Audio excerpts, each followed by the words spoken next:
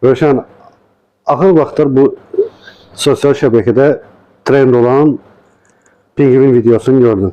Bəli, gördüm. Trenddə gördüm. Ha. Mənə belə çatdı bu video ki, düzdür, əslində qalsa pingvinlərdə belə anormallıq hadisələri olur. Bunlar bəzən müəyyən bir qida, yəni suyun və qidanın olduğu istiqamətə yox, tam əks istiqamətə hərəkət edirlər. Amma bu pingvinin hərəkəti anormallıq olsa da belə bütün bəşəriyyətə bir şey sübut elədi.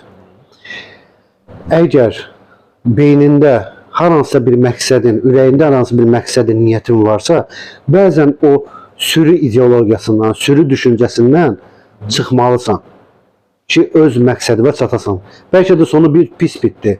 Amma hər kəsə bir şey başı saldı. Əgər niyyətin varsa, bir şey istəyirsənsə, axıra kimi get.